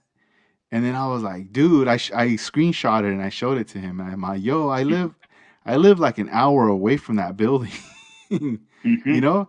And he was tripping. He was like, "Dang, you live, it's not that far from it." Yeah. And I'm tripping out on that. Like he's doing that, and if he was here, he'd probably be going over there all the time. He'd probably already know, he'd probably already get a tour of the building. Yeah. But it's awesome, and I still remember remember when you were doing the Paradise Road, and we would go Yeah. like on the Google Maps, Hmm. and we were like, oh look, we you could get more angles of the building from Uh-huh. the live like Google Maps. That was pretty dope. Yeah, just trying to make that replica. And one of the things about the IBOC is when I took my American Woman, my lowrider car, my other lowrider car for lifestyle, I took that car and I parked it right on the corner of that building. And they don't accept lowriders, but that year they did because they did the show for Armando Jr. And that's when we took the motorcycle and they did the whole event for him, and that was like a special day. So that was the only day that American Woman was parked right there. If you Google IBOC American Woman or Lowrider, it's going to show up right there in the front of the building. So Wow. if he wants to do that Hmm. presentation in Japan and Vision 124, we were talking about, man, it would be nice to fly to Yeah. Spain and basically do it like take some imports and stuff and Yeah. I put them mean, in and if make it nice. yeah, I feel like, so, like what you just said, that's like that connection there is crazy because that touches home for you, that's like a special thing. Yes. And it's interesting, he doesn't, he probably him thinking like I want to do this building, he's unaware of that. Uh-huh. And for you, now talking to him, like there's a connection there. But I feel like if you saw that diorama in person, or if you flew to like Spain or met up with him in Japan, wherever this Yeah. piece was, and you made a replica of American Woman. Yes. You would have to definitely bring that with you, and like Oh, take a yeah. photo and do that. And the replica of the S2000 of Armando Jr. because I Yeah, already painted it. I already got the wheels. It's already painted. It's more like finish it, but that's the replica of his S2000. So that also would be really nice to yeah. have in there. Mm-hmm. And then he had the motorcycle there, and he had this the picture of him full size on a cardboard, cut off cardboard, and we had it next to the motorcycle in the car. So that it was also something that we did that year, and it's online. It's when you Google AFJ Armando Flores Jr. in IBOC, it'll show there that event when the car was there. Yeah. Yeah, I've never been out there to that building or that area. It's in Corona. Yeah, and when he was explaining to me about it, it made me want to look it up and everything, like how far and everything. Hmm. And I was like, wow, there's so many different companies that are in the U.S. and everything, but it's interesting when you start to see like, oh wait, this is like not too far from where I live. Hmm. So What's nice is that the building is just a regular building with a corner that says IBOC. But what's nice is that there's parking space all around it, and it's when they do these events, there's vendors, there's imports, and there's like this nice interest on it. So it makes it really, really nice where you can walk around and all you see is nothing but imports. yeah, man, yeah, like you could just go for a walk like around the whole building, Yeah, but you're yeah, seeing, like you said, all the cars and then all the vendor booths as well. yes, the canopies, all the imports, and these are like a JDM, like a really hardcore Hondas, Acuras, and all that stuff. So it's a it's a well put together car show.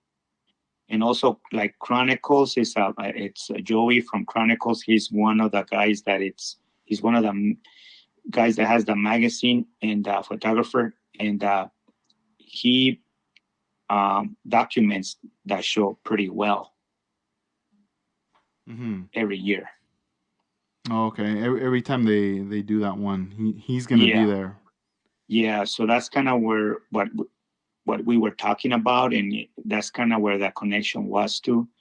Because a lot of people think that I'm just doing lowriders, but I'm familiar with imports too through No, my yeah, son. you're very knowledgeable.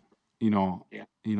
I feel like a lot of different genres and builds in cars because but it's like you're most known for a lot of the lowrider replicas, but I know Hmm. you know a lot of different cars that are out there, and that's the cool thing because this is all information that you share. Also, people Yes. have questions, and you have the answer. But the good thing too is like if you don't have the answer for it, you'll find it. You'll do whatever you can to help. Yes. And when you own a real car and you put your hands on the real car, then you learn a lot too on from a real car. Yeah. And talking about real cars, all right, you got to tell me. All right. So, from the first time that I can remember going to your garage with studio space and Yeah. seeing, City of Angels all these years, and and recently seeing a video of you driving it out, because I mean I would always see it parked and we'd be working on our stuff and everything, Hmm. but just like when I see you driving the car, I don't know, it's like it was cool to see that because it almost it made me like feel like you like the way seeing you drive like you like it was like freedom, Yes. like something like, I mean, you were going to an event and I want to get to that. I want you to like tell us about this event that you went to, because this was a Mhm. special event that you went to where you displayed your car, but you know you had already mentioned about having to get the car fixed up, like on those minor things you needed to fix for Danny Hidalgo. Yes. Yes. But now, fast forward to this event that was coming up, we're gonna take the car out and present, and like have it out like with everybody else that was there. But just it had been probably so long, right, that you had taken out the car, you know, Yeah. be, and 4 years. yeah, and how was that feeling? Like, was it a feeling of like freedom of having to cruise the car? It was like, okay, it's like a lady, she puts her makeup, right? And she's like, are you going to take me out or not? Right. So for the filming, it was fixed to do the filming and go to LA and film over there, San Fernando Valley at the mission, go to places, and then I just bring her back, and she's just, and I call it she, the car. She's just basically in my garage, and she's like, kind of like looking at me like, "Are you gonna take me out or what?" So this event, it happened at the Pink Motel. The Pink Motel is in Sun Valley. It's 5 miles from my house. But last year, Genocide throw a car show, and I was like, man, this is a Valley show. It's Genocide, and it's a real hardcore car club here in the Valley. And I'm like, man, if I fix my car next year, I want to bring it. And the opportunity came up because the car is just sitting here. So I registered on them, and I got a spot. And as soon as they knew that I was taking the car, they said, we're going to put you in a VIP right there by them and stuff. And so I was excited about taking the car. So I told Juan, like, hey, Juan, just record me driving through, the airport, just to put it out there, And we drove the car, and the show started at 1 o'clock. So the sun was right up on top of the car.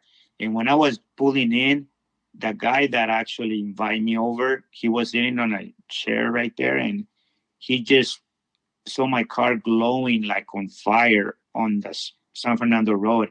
And he got up and pulled the rope and said, come on in, just park right there. and But he Right saw the car here. from far away. Yeah, Yeah. pull it in, City of Angels. So it felt good, and it was a lot of response from different people. Um, it was very relaxed show. Like, just drop your car, clean it, keep it there, and people are enjoying it. It wasn't like another car show that you go into a hall, and people are passing by, and they're not even talking to you, right? Because they're just looking at your car. This Yeah. one, it was more like, oh, is this your car? Will you sell it? I go, nope. And then You one guy, sell it. one guy goes, 200,000, and then I'm like, hey, wait a minute, money talks. But it was uh, it was good. And when we left, it was already dark time. It Mhm. was already dark, so it also felt good driving it at night, because uh, that car even glows at night because of the red.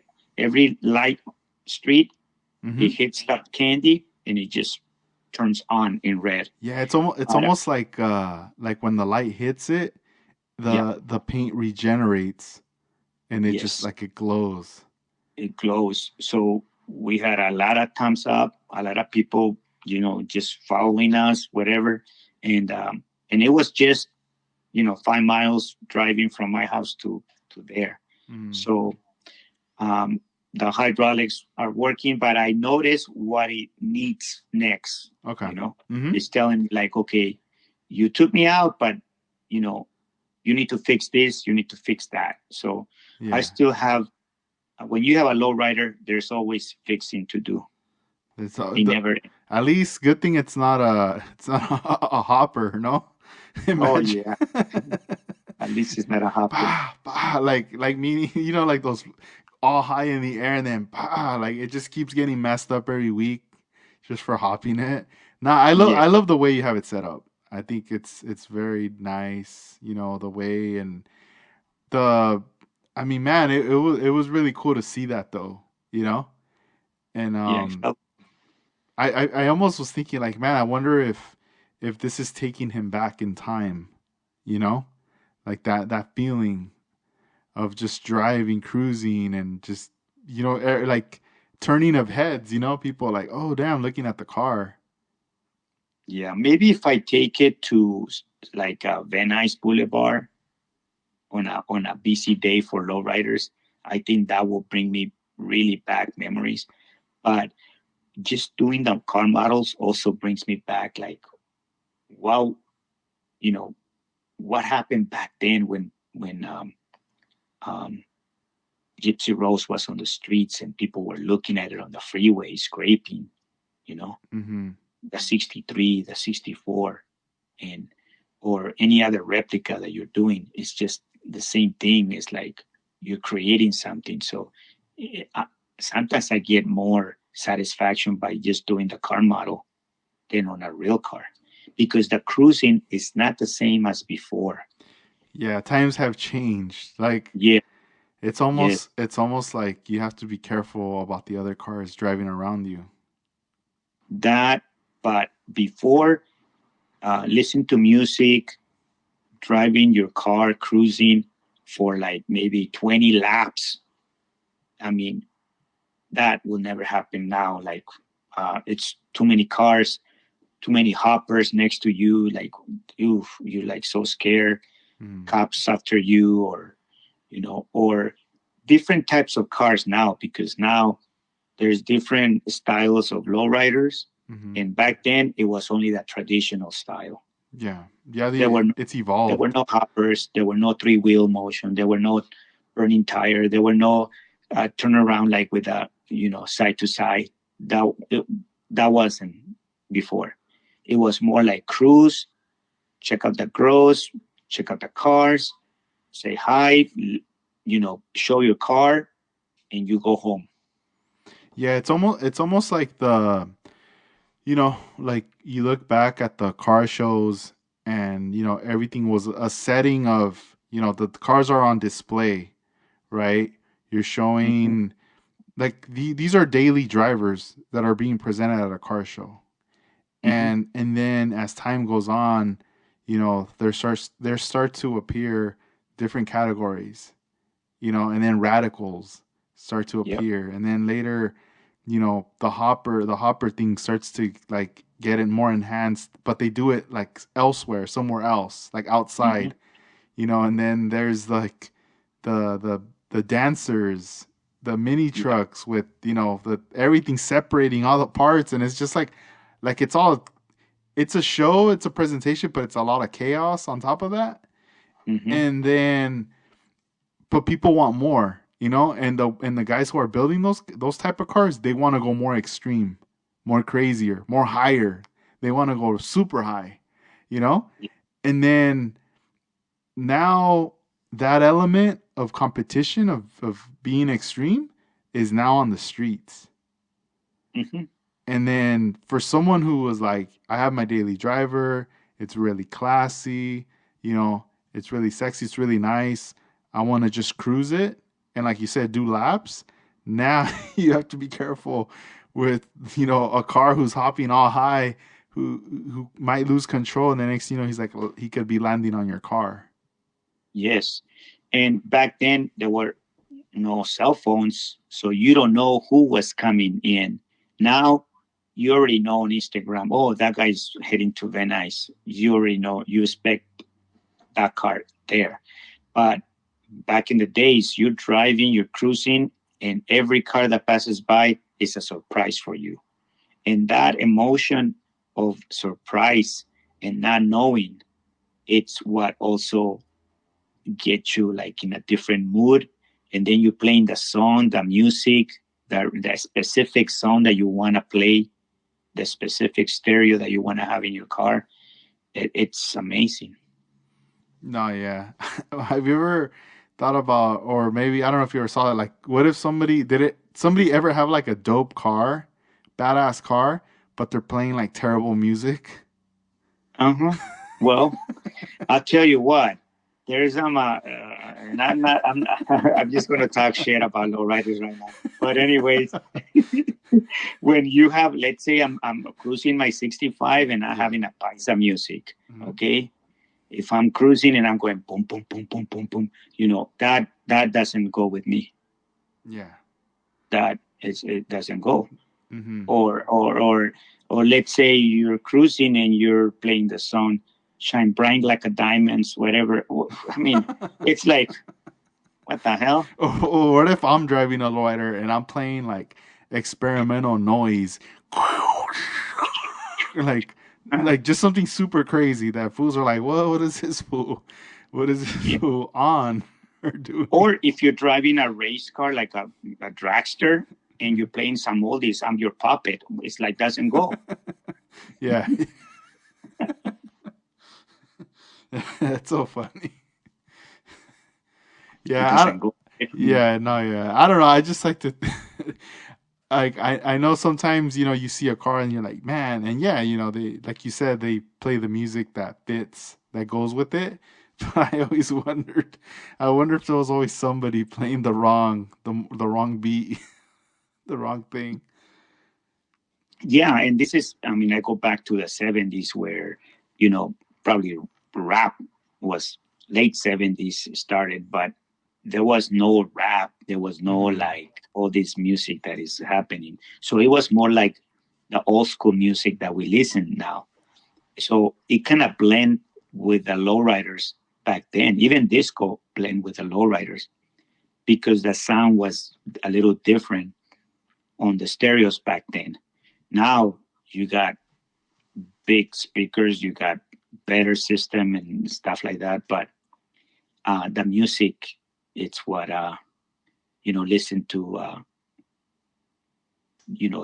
Even the Doors. You know how it's kind of crazy, but Hmm. even that music will fit nice on some of the crazy lowriders, especially if it was a radical lowrider. Yeah, no, yeah, it fits it. Mhm. Yeah, it just all that it's like education. Like it goes with like the presentation.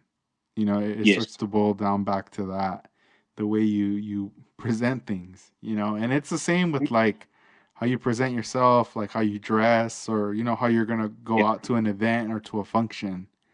You know, Hmm. so it's really interesting, like fascinating the whole thing. The level like now with model building. um, I almost feel like a lot of model builders have gotten like I don't know how can I say this. I don't feel like they're like in the early stages anymore of like learning, and I feel like like I feel like back then, like let's just say lowrider like patterns, right? Hmm. Creating patterns and layering and all this stuff of different colors, different effects. It was quite of a mystery. I felt like back then. And Hmm. even when you were teaching me, I still feel like for a lot of people that was still like a mystery. They didn't know how to do it. They wanted to get into it, but they weren't sure. They were hesitant to buy an airbrush. They were Uh-huh. scared to airbrush. And I feel like now a lot of those people are doing it and killing it. And there's like just other people they just keep going, and they're already they're dialing it in where it's looking Yeah. really nice. You know who impressed me at the show in the so-called NNL? Mhm. The guy from So Many Ways. Oh yeah, George.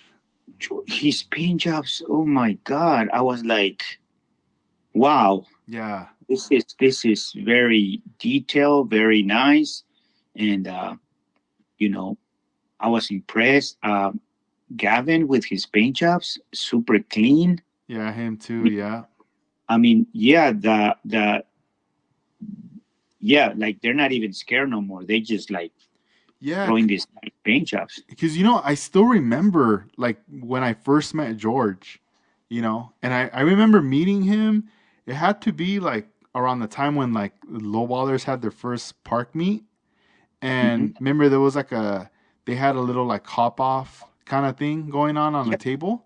Yeah. And I remember recording footage of him. And I mean, that was like meeting him and meeting, the rest of the guys. I don't think there was that many members at the time. Um, but they were all there. And, but his thing was like, they were all just like, they were like the guys who came over and they were just killing it with the hoppers, like just doing Yep. hoppers, Yep. right? So the paint jobs weren't really that elaborate. It was just like a color, like a single color, Hmm. maybe like a little design here, but not really. It was just a single color, but the main thing was the car hopping. And I remember he was always the one who his cars would not stop hopping. Like Hmm. he just had a consistent like boom, boom, boom. And I was going like, man, this guy is like really good. Like he's. He's really on it. And no matter what car he would connect and pull, it would just keep hopping. And then other people that were like hopping against him would hop theirs, and then something would break, you know, and nothing would happen. But then as the years went on, I started to notice that like he started to master more of his hopping, and then he moved on to learn like painting, Yep. and he started going towards painting, and then he started busting out with cars with patterns, now cars with candies. Like it started to change now.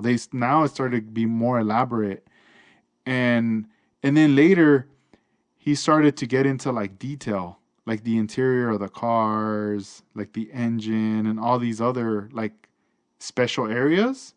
Yep. So then I was going like, man, this guy is like really like taking it all in. Like he's becoming very obsessed with it Hmm. in a good way, you know? Yep. And now, you know, to the point where he displays his car and it's a hopper where he displays it really high, or he gives it like its stance, Hmm. and then it has a nice paint job, you know, like the interior, there's like some detail in there. Like every little thing has a focus. Yep. And you know, like, you know, a person like him is kind of like what I was kind of, you know, talking about, like people like him who are now they're like on another level now. Like they're building. I feel like there's a lot of people like that now that Yes. are building on a higher level, or they're Hmm. very close to getting to that higher level also of building. And for new people who are jumping into it, they're learning faster too now. Hmm. They're catching up. How do you like how do you how do you feel, and like what's your opinion on all that? I mean, when I see it, it's like um, when I see that it's getting like at that level. When I saw like George in there, or other guys that are getting really crazy on the paint job, that's when I see that um, the hobby, people are paying attention. People are really looking at that, and those are the people that are showing that it can be done. You know, and it's nice to see new generations doing this stuff, because that's the purpose of keep doing this and showcase it, because um, if it motivates other people. I remember when I was doing it, just a regular spray can paint jobs. And then when I jump into airbrush, I remember starting from the bottom and uh, and get better and better. So I'm pretty sure all these people that are doing it like that is they feel the same way. So I like to see that, because um, you see that the industry is getting bigger and bigger. It is, yeah. And then with the all these new enhancements with like 3D printing, you know, we always go back to the 3D printing, but Yeah. you know, that's like a technology that's enhancing model building. You know, Yeah. things you need. And I mean, think about this: 3D printing, and then you have, you know, someone like David doing photo etch, which is another thing. And then, you know, and then you have your skills with machining, creating your parts like with your lathe. Yeah. And I mean, there's just so much stuff that there's access to now for your build to help you take it to that next level. So for those that don't know how to do a lathe or anything like that, I'm sure if, you know, if people saw more of you doing that, and then later somebody else gets one, and then they learn it, and then somebody else, more and more people are gonna want one of those, you Yeah. know. But then it always boils down to the skill, and to, you know, having that like vision, right? The engineering background in your Hmm. head, like knowing what is it that you're gonna be creating. Yeah. Have you bought your 3D printer yet? Nope. Not I'm waiting until I retire. okay. So I mean, time has passed, and I mean, now, how, like, would you say it's like, how many more years do you have left to you feel like, all right, I'm done, I'm gonna retire? October 10 next year. Oh crap, next year, Yep. dude, that's gonna come so fast, Yep. like so Not one quick. day, not one day more, not one day less. Have you at what time? And With the at 4:30, 4:30. Is there a way to put an alarm on that I'm date? So this gonna way, put a countdown on my Instagram. Of dang. You know what you should do that day when you're at work and it's the last day? Just like maybe like getting like that whole month getting to that date, print out like a bunch of papers. Just print out a bunch of papers, have them in a box. And then when the day comes, just throw it all. Once it hits that time, just throw it all in the air. Like make a huge mess and be like, all right. It's almost like the kids when they graduate from school. It's the last day of school. They just throw everything they learned that year. Todos los papeles in the air. Uh-huh. It's gone. Here, that's it, guys. Out of here and do a video too. And then once it's all the video stops recording, oh, I'm sorry. I clean everything up. I'm very sorry. All right, later. Dang, that's dope. So a year. All right. So, the planning. All right. Have you thought about like what's gonna be the first thing you're gonna do that day? Oh, uh, First week, first month. You know what I mean? Like maybe I don't want to put you on the spot right now. Maybe that's the first thing I'm gonna do is I'm gonna get up in the morning and get a cup of coffee and sit down on my dining table hmm and just stare at the window and say, okay, this is it. I yeah, don't have to go to work no more. nice. Or And go enjoy life from there on. no, yeah, or go outside and just yell really loud in the Mhm. yard. Nah. That's cool. That's dope. Yeah, cause I mean, watch, time's gonna go fast. But you know what? I'm not worried like to the point where I'm like, oh, you don't have, dude. You have so many projects and things to do. You're gonna have the time to be able to do all that stuff. And even then, I'm pretty sure you're gonna tell me like, man, I still need more time. Uh-huh. Yep. Cause yeah, you're gonna be busy, but I know you're gonna find a schedule that works with you. Hmm. Where you can make these things happen, and you have the proper time to dedicate to model building, dedicate to family, and then dedicate to yourself where you rest. Health. Health. Exactly. Yeah, Health, rest or exercise, something, right? But it's at exercise, and health. that point it's about you. And then you rest, go to sleep, do it all over again next day, you know? And you Hmm. and you keep like this momentum going and going. Um, all those things right there is what's gonna help get rid of like any type of stress. Your body's gonna feel energized. You're gonna feel good. Your model building is you're gonna be like, man, I should have retired even earlier. Yeah. you know, Exactly. I should have said I quit on this date or something. Uh-huh. But nah, it's gonna be cool. Like But once that time comes. one of the beauty about us that we are car model builders, when we retire, this is the best hobby you want to have when you retire, when you get old. If you can do this for the rest of your life, that's you know it's very relaxing. So it can get very expensive, but it doesn't have to be expensive. It gets expensive when you're trying to compete and trying to do presentations. But if you want to just enjoy the hobby and build all your models that you haven't touched for many years, then you have enough time for that. Nah, you do.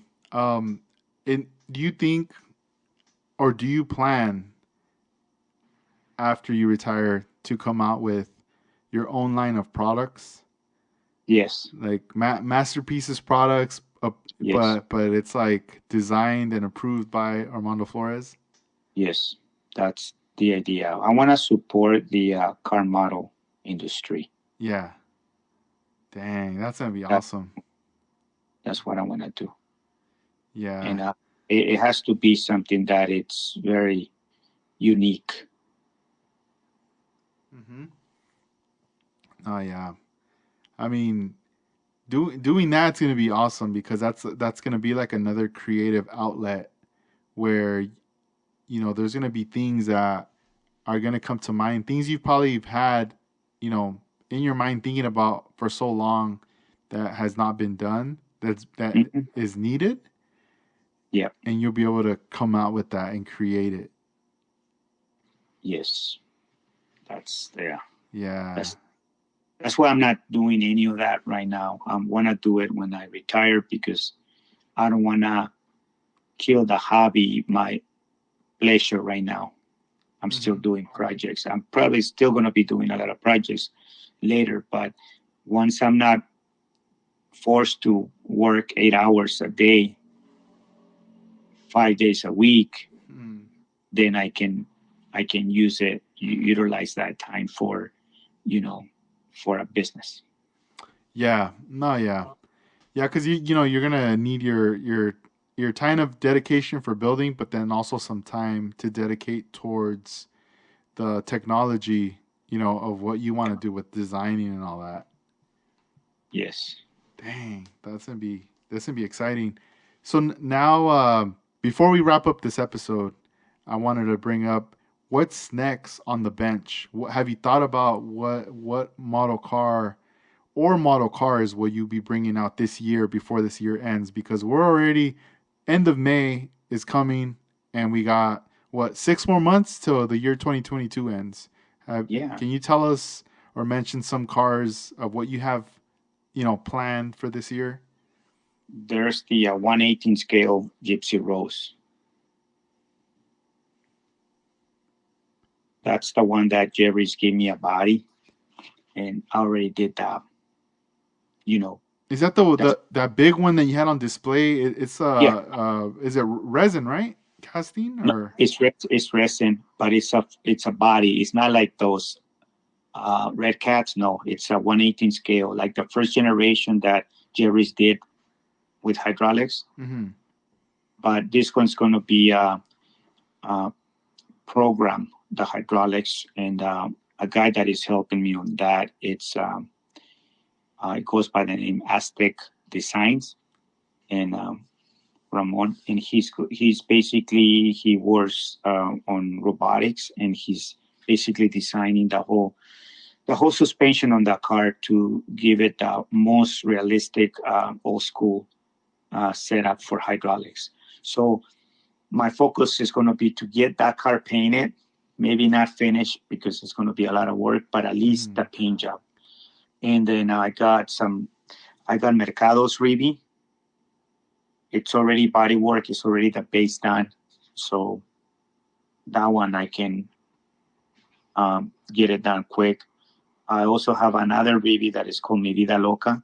It's also a black one with blue roses. So, and then another Rivi that I'm doing the replica of is the one is called Nube Blanca. It's the from Genocide. Is the white one with the teals and gold flake. It was at the Genocide show, and that one has keystones, gold face and chrome rim. So that one, it's got all tropical glitz paint. So that one I want to do this year also. So you're looking at three Reeves and that Gypsy Rose 118 scale. Man, that's gonna be sick. Yeah, the one you had mentioned earlier, the second Rivi, the Yeah. TP Vida Loca? Customs. Yeah, Yeah. TP Customs. You had mentioned that he painted that car on Yes. the video with Joe Ray. Man, that's cool. Is that his wife's car? TP Customs. Yes. Okay. Yes. All right. Yeah, I think I've seen it in photos. Um, Yeah, it's a nice Riviera. Yes, so I'm doing all these reviews, 65 reviews or 64 review. That one Mm-hmm. is a 64. But also I got the wheels from Daniels. It's from um, Indonesia or somewhere over there. The one that has the 59 hubcap in black and has the little flags in there.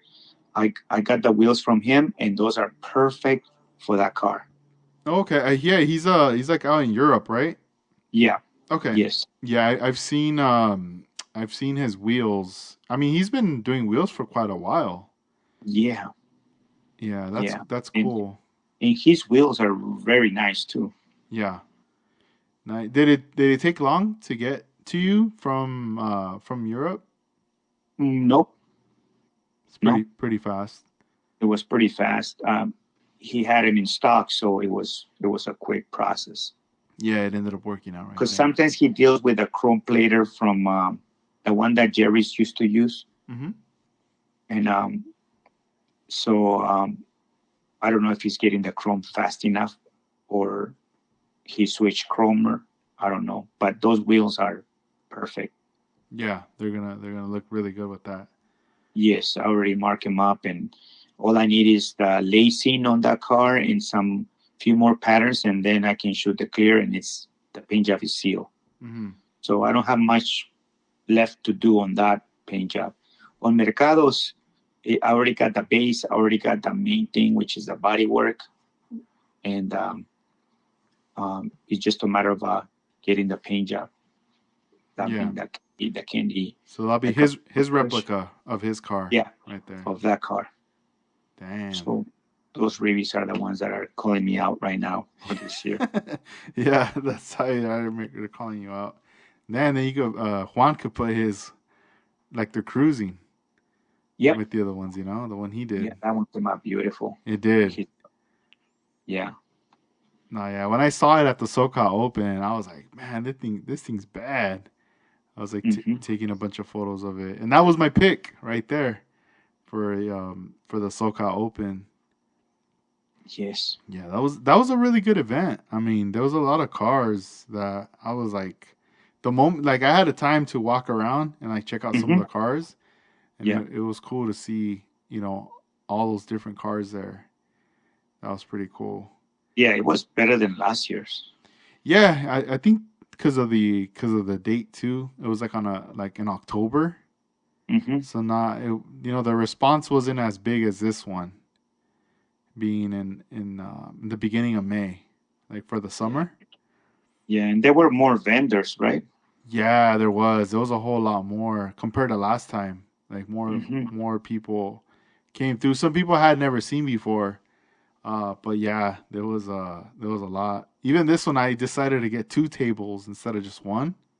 Hmm. I was like, I was like stressing out on what to take. I was like, dang, I don't like I had an idea, but then I just had to be very choosy of what to bring. Hmm. you know. But it was cool, and then it was nice to see Gavin too there. With Yeah, that was all set nice. up. And we're probably going to see him again at the NNL up north in Santa Clara, June 11th. Yeah, are you gonna be going there for that? Yeah, yeah. Okay. David De Vaca is coming by with Hmm. Travis Malone and then Juan and myself. I think we're all gonna go together. Yeah. So that's already I'm not what sure if we. next month, huh? Yeah, June 11th. Dang, poof. It's like weeks, like 2 3 weeks from now. Yes. Crazy. So. Yeah. Now I'm gonna sit this one out. I think if anything, I probably would have plans to go when once they go back to like if next let's say next year if they go back to like January schedule. Uh-huh. I'd be most likely, down to do that. Um, but yeah, I think I'm gonna. Uh, I'm just. I'm not set up right now to, for to take the time off Uh-huh. to head out like on a Friday. Get set up and then be there early because I would want to definitely vend. For this event to bring more like brand awareness Uh-huh. to the site and everything. And the brand, but I think like I would wait till January, for something like that. if they go back to that. I'm pretty sure they will. It's just Yeah, because the postponements is what yeah, kind of just messed everything up for them. And but I mean, you know, for sure, like people who the locals or even like you guys that are gonna go, it's gonna be fun. yeah. I mean, I hope there's a like a pizza party before. Oh yeah, I'm pretty sure Alex is gonna want to organize something, because Yes. it's been so long that he's definitely gonna want to. That I think that's a must for sure. Yeah. That That's what I'm going for. I'm not going too much for the NNL. I'm going more for the pre party yeah, just everyone that show up for the pizza. Um, because those are fun. yeah, I thought you were gonna go out to Texas for the show that they did. No, because I was on jury duty call, and Oh, yeah. then I called and they say call Monday, and Oh, then I call Monday and they say call today Tuesday, mm, and now I have to go tomorrow mm. at downtown LA They for got you jury. scheduled. Yeah, yeah. Dang. Yeah, so I have to go tomorrow. Yeah, that's crazy. Or else you'd probably, if that wasn't in the way, you'd most likely be out there for that show. Yeah. Man, that's crazy. But yeah, I mean, NNL coming up. Other than that, I mean, I think there's other shows. I haven't seen very much any promotion for any other show for the rest of this year. I know there's the one at the NHRA in November. I've already seen flyers for that. Yeah. I'll bring more info on that on another episode because I don't have the flyer right in front of me right now. But Yes. for another episode, I'll throw out the info. But I know it's in November. Other than that, I mean, from what I see promoted is just the NNL West and that one. You know, Yeah. I really don't know. I always feel like it's like in the beginning of the year, huh? When everything is Happening. happening, and then it reaches summer, and then it's kind of like, all right, it kind of just chills, which is fine. It gives time for people to work on their models, Uh-huh. so Yep. that's cool. And any plans in the future for Moon Eyes again or Japan? Not no, not for a while. Yeah, Um, um, I see Japan um, minimum 2-3 years before I go to Japan again. to go back. Yeah, Yeah, go back. I'd rather go to Europe like Spain or Netherlands or uh, before I go to Japan. mm-hmm. Yeah, visit other areas. Yeah, yeah, Yeah, because it's been consistent. Like the other times you've gone, like back to back, going to Japan. yeah. I went to Hawaii with my daughter, and I never been in Hawaii before, and that was also fun. And that was this year. So this year I thought I wasn't gonna do anything, but it looks like this year is we're not even 6 months, we're not even half a year, and I already done so many things. Yeah, that's cool. Yeah, I mean that's what it's about. Living life, and once the opportunities arise and they're there, you gotta take them. You gotta do it. Yep, exactly. You know, because if not, later we're like, man, I should have gone. Hmm. All regretting it. But now Yeah. that's really cool. We look forward to seeing your future projects, future works, and also the show that will be going down in June with Tribal. Looking forward to Yeah. that as well. Now that I'm closer. It's not too far. I'm gonna definitely do my best to make it out there June 25th. Show some support, and hopefully everybody who's listening can come out as well. If you're in the Southern California, or even if you're Northern, come out. I'm pretty sure Dead End Magazine will be out there too. Uh-huh. Dang, that's gonna be fun. Well, any shout outs, Armando, or any words of encouragement for the listeners that you want to give out before we wrap this one up? Man, all I want to say is thank you to all the people that um, helped me out on this build off. That you know, um, there were so many. When you have a good reputation and when you ask a question or help or you're looking for a part or you're looking for these, uh, people respond very friendly and without questions asked, like, sure. I mean, if they can help you, they help you. So I want to say thank you to all the people that have, um, helping me in different ways. There's so many. I cannot start mentioning all these people, but they know who they are, and I'm pretty sure a lot of people feel the same way I feel when people ask for help and they get the help that they want. So, um, that's what this hobby is all about. If you're gonna help each other, it's gonna make this hobby a lot stronger. Nice. That's pretty cool. Now, I agree with what you said right there. That's awesome.